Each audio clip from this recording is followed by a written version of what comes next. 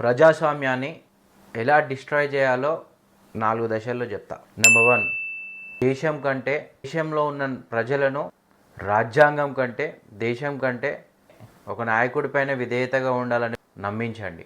దేశంలో ఉన్న రాజకీయ ప్రత్యర్థులను శత్రువులుగా చిత్రీకరించండి. ప్రజాస్వామ్యంలో ఆపోనెంట్స్తో చర్చ జరుగుతుంది. నియంతృత్వంలో ప్రశ్నించే గొంతులను నొక్కివేయబడితే వాళ్ళని జైల్లోకి పంపించబడుతుంది. వాళ్ళ నోళ్ళు మూయించడం అనేది జరుగుతుంది. ఇది హిట్లర్ పరిపాలనలో జరిగినటువంటి ఒక నిరంకుశమైన చర్యలు. నెంబర్ 3, ప్రజలు ఏం వినాలో వాటిని నియంత్రించండి. వార్తలు, పేపర్, టీవీ, సీరియల్స్ అండ్ సినిమాలు, ప్రజా కళలు, ప్రజలు ఏం వింటారో వాటిని మీరు నియంత్రిస్తే వాళ్ళు ఏమి నమ్మాలో కూడా మీరు నియంత్రించినట్టే. నెంబర్ 4, ప్రజల సమస్యలకు ఒక వర్గాన్ని బలిపశువుగా చూపించండి. దేశంలో ఉన్న ఆర్థిక సమస్యలు, రాజకీయ వైఫల్యాలు, సామాజిక అసంతృప్తి, వీటన్నిటికీ వారే కారణమని ప్రచారం చేయండి.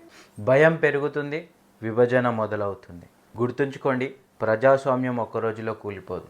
ఒక స్వేచ్ఛ, ఒక సంస్థ, ఒక రాజీతో నెమ్మదిగా కూలిపోతుంది. ప్రజాస్వామ్యాన్ని కాపాడేది రాజకీయ నాయకులు కాదు. సమాజంలో జరుగుతున్న అన్యాయాలు, అక్రమాలపైన ప్రశ్నించి ఆలోచించే యువకులు, భయపడని గొంతు, వంగని వెన్నెముక మాత్రమే ప్రజాస్వామ్యాన్ని కాపాడుతుంది. జై హింద్.